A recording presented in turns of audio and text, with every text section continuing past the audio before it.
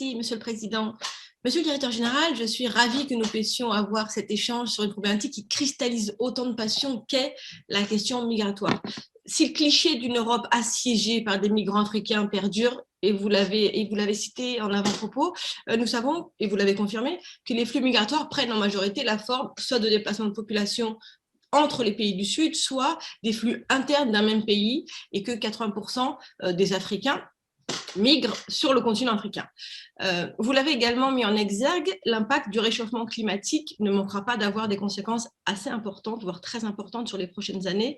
Ainsi, la Banque mondiale évalue déjà près de 100 millions le nombre de migrants climatiques internes en Afrique subsaharienne.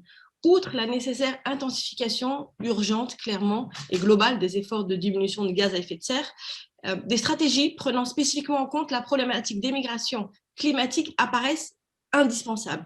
Vous avez cité le Sahel plusieurs fois. En 2007, le projet de la Grande Muraille verte pour le Sahara et le Sahel est ainsi présenté comme une initiative phare de l'Union africaine afin de lutter contre la désertification et les conséquences de la désertification. Ce projet accuse malheureusement un retard très important puisque seulement 4 millions d'hectares ont été plantés sur les 100 millions prévus à 2030. Ce retard serait dû notamment en grande partie à la situation géopolitique et sécuritaire des pays du G5 Sahel. Dans ce contexte, Monsieur le Directeur Général, je souhaiterais savoir quel type de mesures peuvent, selon vous, être mises en place pour accompagner au mieux, dans la région du Sahel, ce phénomène migratoire climatique, comment agir le plus efficacement possible à chaque étape en fait, de ces migrations, avant, pendant, après, et des projets de grande ampleur régionale comme celui-ci de la Grande Muraille verte, vous semble-t-il adapté à ces réalités géopolitiques complexes et à ces situations individuelles et souvent désespérées, ou selon vous est-il préférable de privilégier des initiatives locales? Et si tel est votre avis, pouvez-vous nous donner des exemples de projets de petite et moyenne échelle ayant déjà fonctionné? Je vous remercie. Sur le Sahel, je voudrais dire à Madame Lakapi, si je ne me trompe pas dans le nom, que bon, je comprends l'importance de ces méga-projets.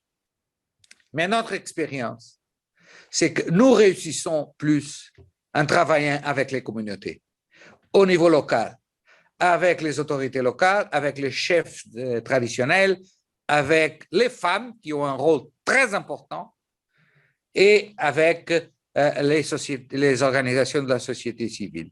Je vous donne un exemple, tout très brièvement. Nous avons un projet très intéressant sur la transhumance dans le Sahel. Vous savez que un des facteurs historiques, traditionnels, de tension entre les communautés, c'est le conflit entre les farmers and herders en anglais. Enfin, en français, je crois que c'est les éleveurs et les agriculteurs. La dispute de la terre et surtout la dispute de l'eau. Les phénomènes de transhumance sont phénomènes traditionnels, historiques. Mais maintenant, à cause du changement climatique, le parcours traditionnel de transhumance est en train de changer. Il y a de nouveaux potentiels de conflits.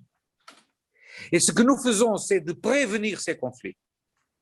C'est de travailler avec les agriculteurs et de travailler avec les éleveurs pour mieux gérer les mouvements du bétail, pour empêcher des impacts négatifs sur les cultures agricoles. C'est un travail très difficile et c'est un travail qui réussit s'il est mené au niveau local. Parce que c'est là qu'on gagne la confiance des personnes, la confiance des gens. Et les grands agents du dialogue et de la concertation, ce sont les femmes avec lesquelles nous travaillons